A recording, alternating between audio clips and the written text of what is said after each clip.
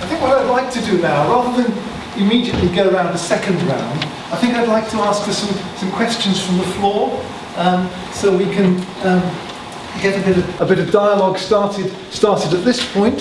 So have we got any points, please, from the floor in response to any of the things that the speakers have said? Melvin.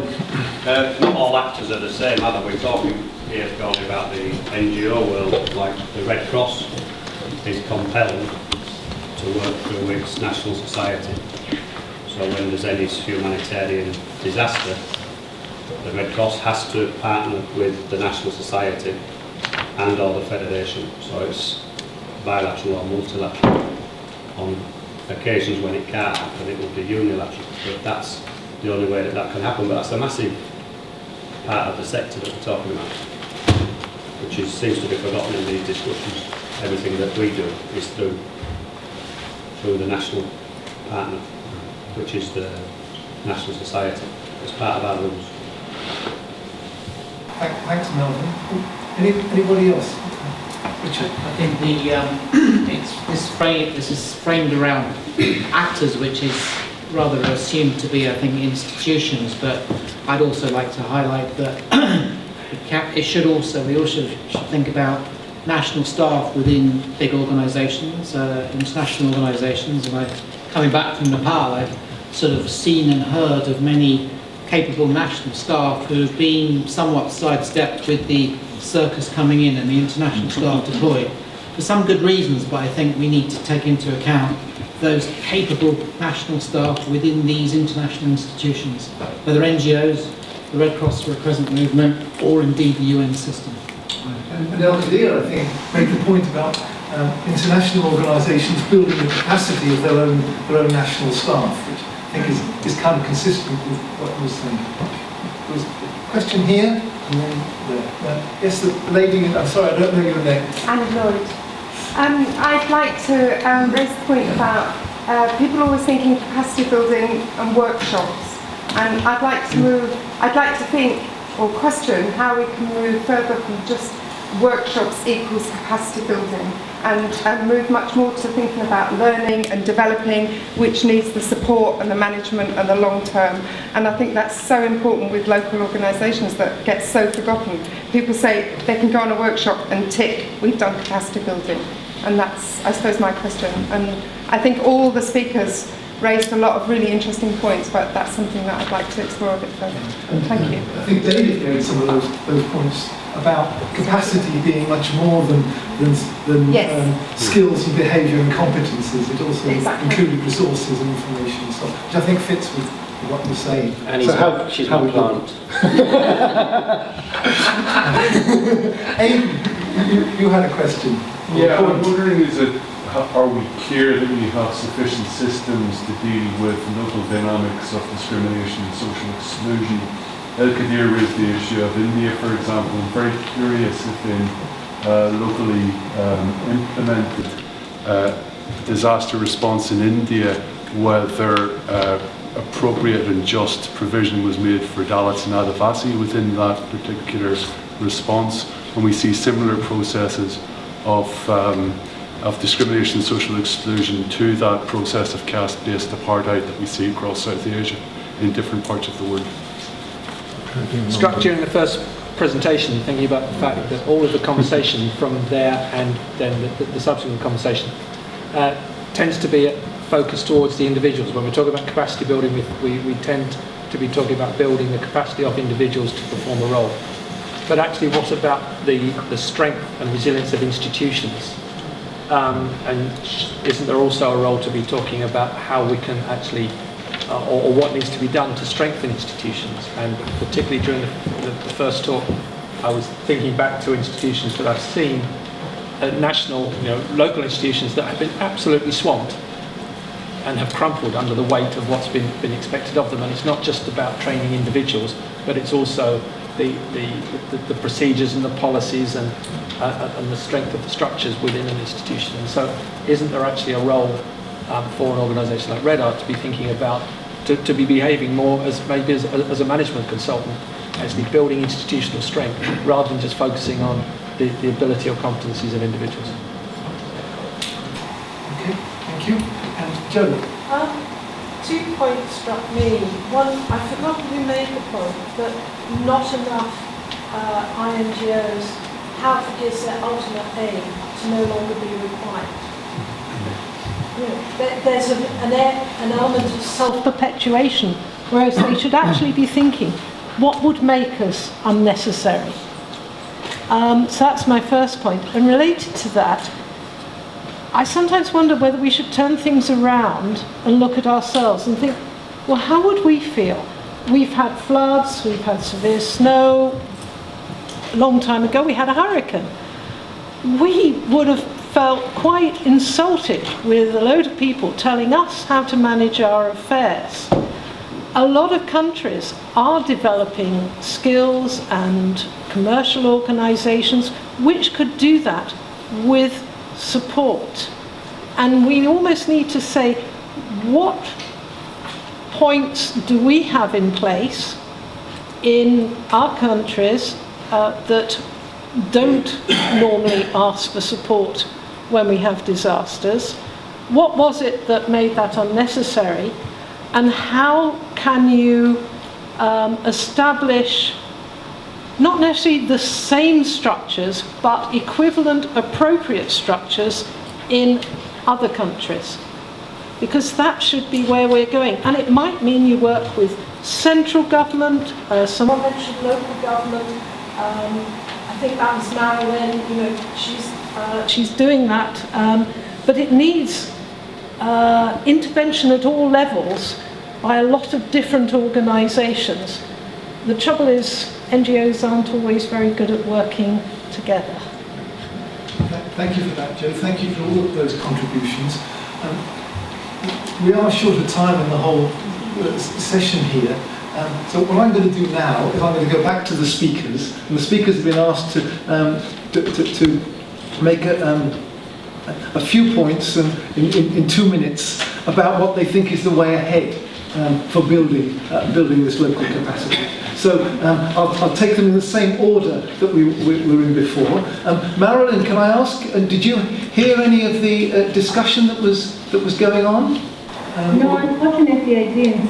Okay, well I'm sorry that you guys have been excluded from that part, but I hope at least you've heard the other speakers, and that gives you some context for the evening. Yes. Okay, Eva. Briefly, maybe so the capacity building, yes, it should go beyond workshops. And in fact, one of the things that was discussed very concretely was a system of mentoring. To have an international organization mentor a local organization, even secondments. That takes time, that requires an investment. The other idea that came up, to have a dedicated partnership, whatever you call that, person, who knows the language, knows the context, knows, we were speaking about kind of the dynamics of a particular conflict, of a particular area, and to actually accompany kind of that process. And again, that requires investment, and that requires also discussing with donors, to fund such a particular position. So I think concretely that could be done. Just coming back to, I think Melvin was your point, the Red Cross, Red Crescent societies, actually an interesting model because it straddles in some ways the local and the international. And has a lot of experience working locally with the national societies, but also with the involvement of the ICRC and the Federation. So I think there can potentially lessons be learned on how to perhaps, I wouldn't say duplicate, but perhaps lessons learned in other areas. And then lastly, I think Marilyn also spoke about language. It's not just the language as in, why should everything be held in English when, for example, in the case of Syrian NGOs, you exclude a big chunk of organizations that are very active. So perhaps simultaneous translations. But it's also about the jargon. As in any kind of professional community, we like jargon, and it can be we can exclude, we easily exclude people who are not familiar with it. And that's particularly the case of organizations that are new. So I think we need to be mindful of not using that jargon, to invest more in translations, to invest more in local, in language capacities. Thank you, Ava. Al-Khadir. Okay. I would like also to start with the Red Cross model, because Red Cross model is about transfer of knowledge and finance and so on and so forth. But it depends on the context also. For example, I feel that the model in Kenya is good. For example, the Kenyan Red Cross is strong, can work at a scale, and so on and so forth. But when the country, the government is authoritarian, and when the government is dictating who to be in the local Red Cross and who's to lead it, to give it a political hat, then it doesn't work. Because it will be not on the merits and competence of the people who are running the local, that it will be depend on the political loyalty. And that will affect how the Red Cross could move forward. The second point about the one who mentioned the institution, I totally agree about that. And I think if you go back and you do assessment of the Relief and Rehabilitation Commission, RRC for Ethiopia, with the first famine in Ethiopia, they established RRC. And that has been replicated in Sudan, RRC, and then after that has been taken to a number of countries. Is about making those institutions as facilitators rather than controllers. Unfortunately, both the model of Ethiopia and the model of Sudan, they skew towards control more than facilitating that. And as a result, it doesn't help very much to help the local institutions to grow so that they can replace that. And I think for Ethiopia and Sudan, because the first hit in 1984, they should have been, the local institutions should run a response easily. But that is not happening. The other point I would like to mention is on the way forward. I can see that now there is a notion increase among the donors about bringing the private sector. I am not against the private sector. I see the private sector is an influential player. However, if you want to work with the system of the profit margin, if you are talking about profit margin, do you expect that I build a local institution to replace me? Because my share is dependent on the profit, that I need to get as much profit out of my operation. And that is, we need, while we bring the comparative advantage of the private sector, we need to be very conscious. Is that going to destroy the building the local capacity, or going to strengthening building the local capacity? So far what I see is dependent on I get big chunk of the cake. And that is not going to be moving on the right direction. I got the red flag. Thank you, Al-Khadir. Marilyn, can you come in at this point? Yes, for myself, I'll give practical examples of what we have done as the Kenya office. One of the ways in which we've been able to at least have successful training is to establish strong partnerships. We've done this by working through the government, by establishing strong partnerships with the National Disaster Management Committee, National Drought Operations Center, and through them we're able to use them to actually communicate, target, identify like participants who they would want to be trained on the ground. We've also been able to use like the links and networks of Kenya Red Cross, who is also one of our good partners.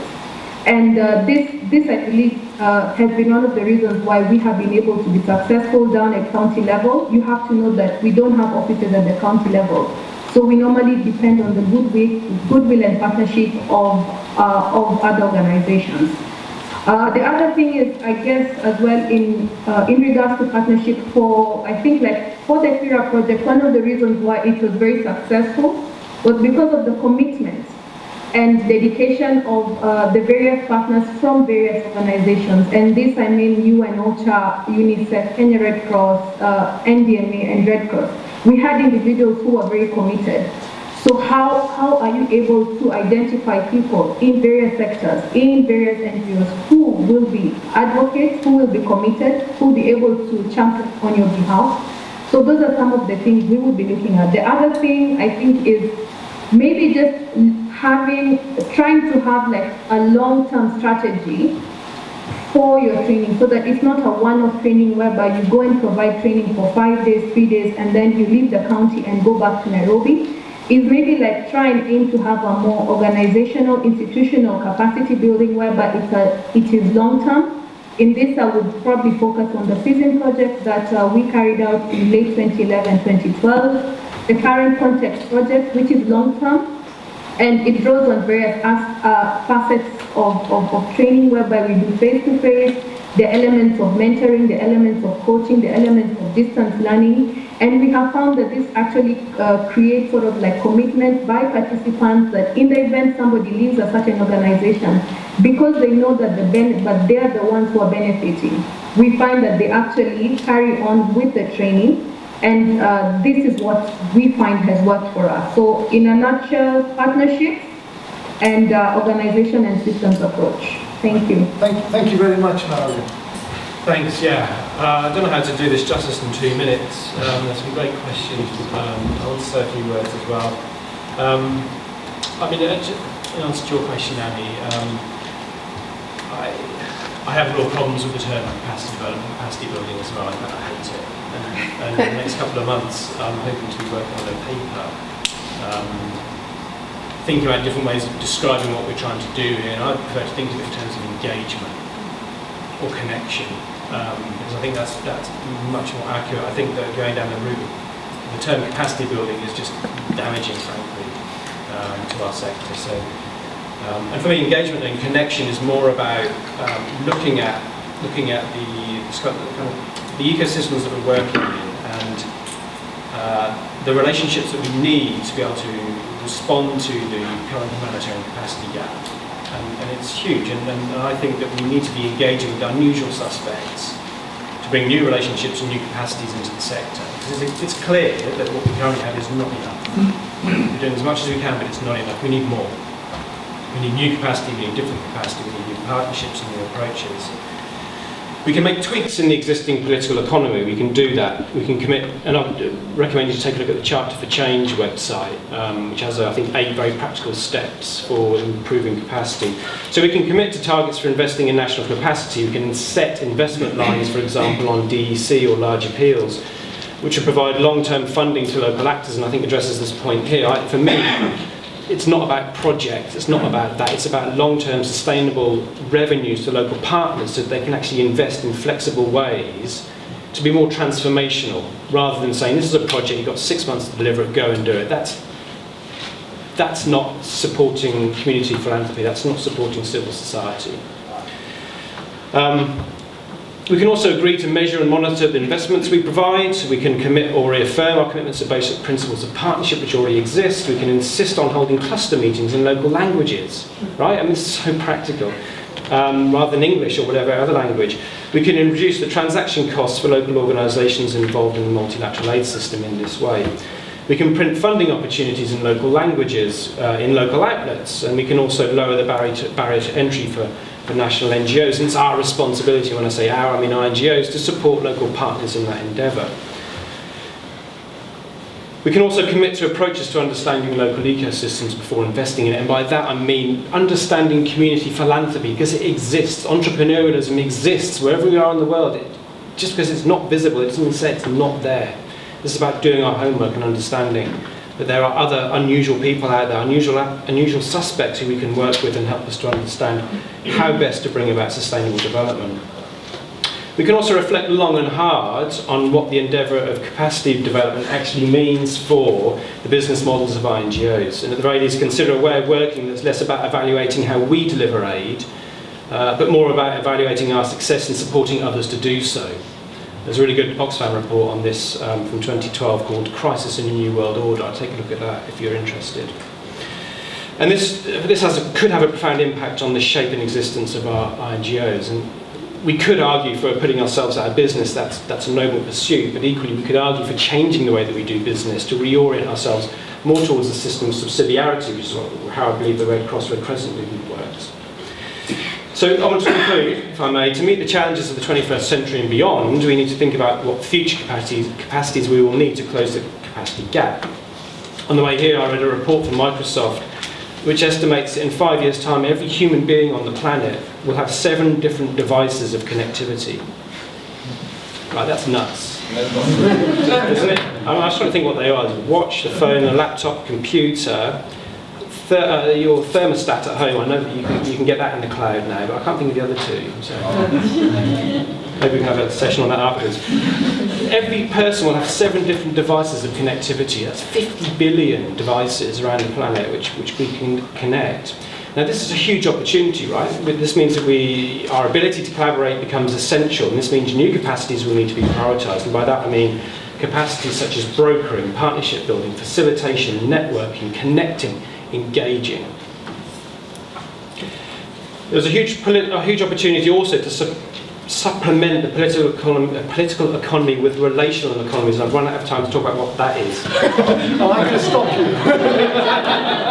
Because you said that was the end. All right, so thank you very much. Thanks to our speakers. I'd look like some contributions from the floor. There might be comments on what you've heard. There might be questions to the speakers. And I'd like to give priority to people who haven't spoken already. Please, Catherine.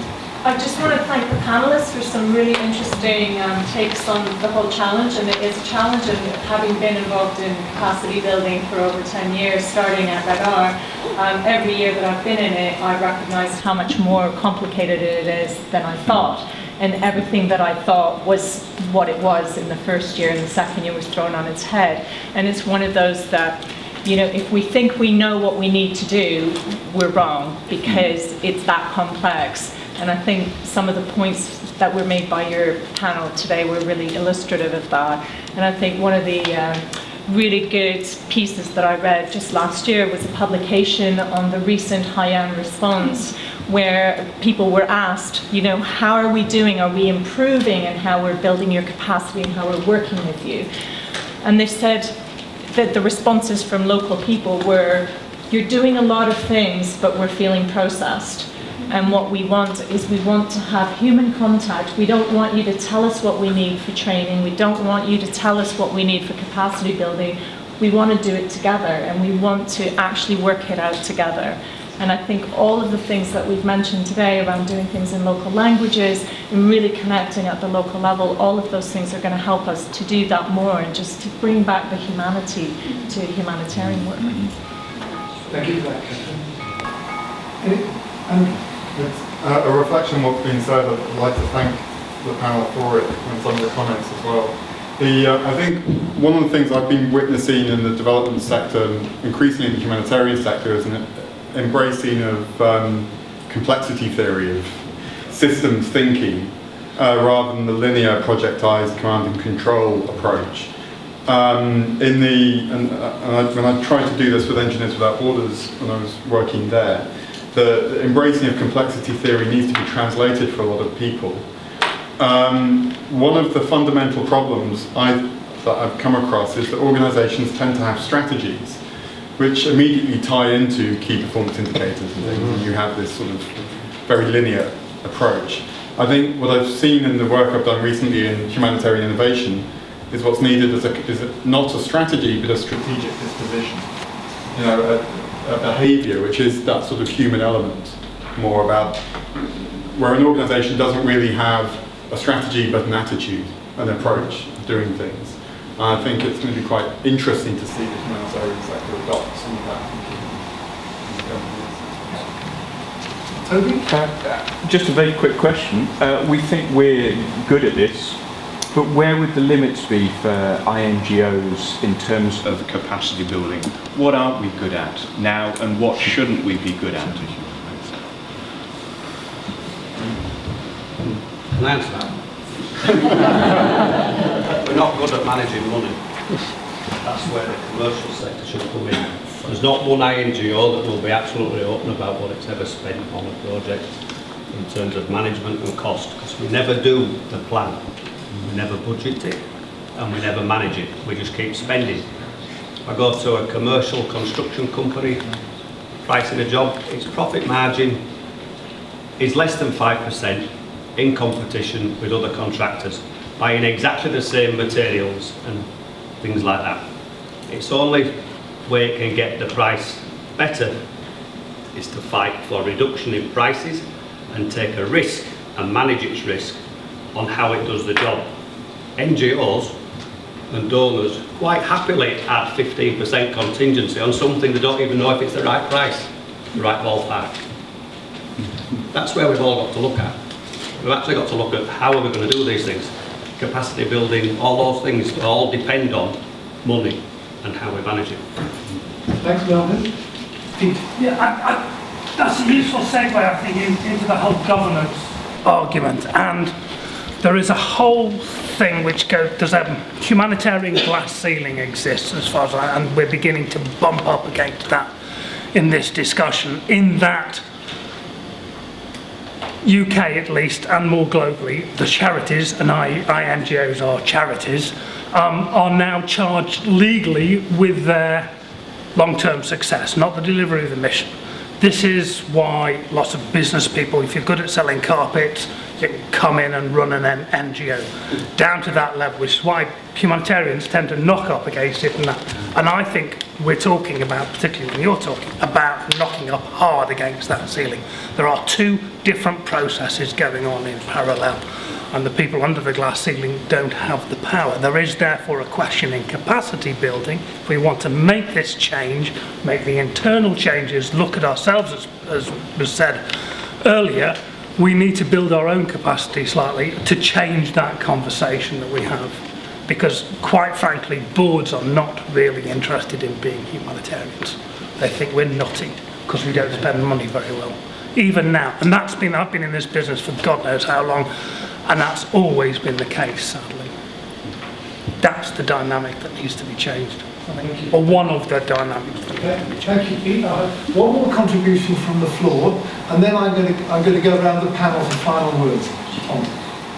Well, one very short point about Melvin's, which I think we shouldn't overestimate the private. I come from the private sector before. Overestimate the private sector's ability to whitewash what it does with money as well. So let's not be too. But I work for one of these big NGOs, and we've been grappling with partnership, particularly a lot about how we do it. We're finding it extremely difficult to bring reality to partnerships of equals. It's very easy for us to be to have subcontractors working for us, local NGOs that do stuff as a result. The 6-month project that was talked about. It's pretty clear that and this is why the title's relevant. Humanitarian emergencies are not the time to empower local actors. We turn up with 30 foreigners, we turn up with a massive machine and we do stuff. It's a 10-year process. And we've had some success with that in places like the Philippines, where CARE actually withdrew from the Philippines. We had to go back in after Haiyan, but we worked through an alliance. That took 20 years of long-term engagement with local organisations. In other countries, we've been monumentally, abysmally bad at doing it. Or do we need to accelerate it? Do donors have a role? Do they just need to move the money? Because we were talking about power. Do we just give the money to the local NGOs and put them at the top of the pyramid? And what's the pain that comes with that? But so it's really a question about, is this long process fast enough? Or do we just stick with it? Or is there a different way? Number one, I think with time the sector professionalized enormously. We've got standards, we've got accountability and everything. I think the humanity bit got lost kind of a little bit along the way. What we're not good at is, I think, stepping back. I think the whole humanitarian architecture is oftentimes about competition. How many organizations actually say, yeah, I'm not going to get involved there in that context, there are others that are better placed. And I think having that courage to say, somebody else is doing that long-term capacity building better than me, I will let them do it. So that kind of dialogue, and I think there we could do some change. Thank you, Eva. Al-Kadir? I would like really to start with the issue of the lessons learned. I read 3 reports. One report about the tsunami, lessons learned from the tsunami, lessons learned from the earthquake response for Haiti, and the initial report about the Ebola. And to be honest with you, recycling of lessons learned. And I think this is really, we have to be accountable a little bit, and especially if you look for the capacity building part of it and the local partners, it's just the same and the same and the same. So that is one. Secondly is about Andrew's point about the systems and so on. I have two problems with it. I know that the donors increase the accountability and ticking the box and so on and so forth. And you find, and just you need to be fair also sometimes. I agree with you about the response is not about during building, it's not about during the emergency, it's not about during the tsunami, it's not about during the earthquake. It's before and after, and during that time. So my challenge about ticking the boxes, you will find that the aid workers, they have to satisfy the internal systems, structures, processes, and the donor processes, and then they have no time for the partner. They have no time for conversation. They have no time for transferring of the skills, even internally to their colleagues. That is one point I have to say. But the second point, innovation. When you are ticking boxes, then innovation is gone. And this is very serious. That many emergencies, you know, most of those emergencies, there are a number of innovation emerge from them. Have you seen an innovation coming from the tsunami? I personally have not seen it. Have you seen an innovation coming from the response to Haiti crisis? I have not seen any innovation. But if you go back, because the processes and system are not so much occupying people, there are a number of innovation. Those innovations are the one are going to address the very critical question about resilience, about the livelihood, about how the people are making their life, and so on and so forth. Thank you. Marilyn, can you come in with 1 or 2 points? Yes, I think for myself, for our experience of the Kenya office, what we have seen works, and I believe like this is what we will carry forward, is how can we establish relationships, partnerships. I had mentioned that like you would need to establish partnerships. For example, a lot of the NGOs nowadays, because of the security situation, are tasking their local partners, who are the local NGOs, local CBOs down at county level, to carry out their humanitarian and emergency work. And this is where we find like the gaps are. But if we're able to intervene, go and speak to the top management of the NGOs on the importance and the validity of training, they'd be able maybe like to shift some funds to the local NGOs, and this would bring about some change. The other issue is as well with devolution in Kenya. A lot of the emergency response has been shifted down to county level. We see that there is a huge gap at county level. County governments have got the funds to actually carry out capacity building. It's just that they don't know what to do. So if we're able to go and carry out orientation sessions, tell them this is what we have seen, these are the gaps, get their input, get their buy-in, and then try and just encourage them to actually utilize some of those funds to actually build the capacity of their staff would be beneficial, and in that way they would also partner and impact the other local partners. I think that's like those are the two things. Try and do a lot of orientation sessions, talking to partners, that's both NGOs, the governments, getting their buy-in from the very beginning, so that you don't impose what you want to do, but get the feedback from the ground. Okay, Marilyn, I think we've got the... Thank you very much. And David, a couple of points. Yeah, so I think we're still talking, to some extent, about issues within the existing paradigm, and I think that I would argue for a shift in thinking to a new paradigm where we are thinking about preventative economy. This speaks to the point that came up over here around if what we're looking at the network at the moment, the START network, is piloting approaches to work with capital markets. So whether that's through insurance loan facilities, pandemic bonds, or ex-ante disaster risk insurance, where you actually pay out before a disaster has happened. Now, we don't know where this is going to go, but this could potentially unlock millions of dollars. And in that respect, then I think we shift the paradigm to a different conversation altogether, where it's a new type of capacity. It's a preventative capacity, a preventative economy rather than political economy, which is a reactive 19th century sort of model. I want to conclude by saying something which I think is appropriate at this point. It was a speech I heard Mukesh Kapila gave a few days ago. He said, who cares about governance? Who cares about log frames and line management? Transformation, true transformation, will come from a combination of grand ideas and a formidable humanitarian spirit. Thank you very much, David. Thank you very much to all 4 of our speakers. Thank you very much for all the contributions from the audience. RedR asked me if I was willing to summarise what happened today, but I've managed to keep things going so that there isn't any time or I hope any need for me to attempt to summarise this. We've had some really interesting points made, excellent contributions both from the front and from the floor. So thank you all very much indeed.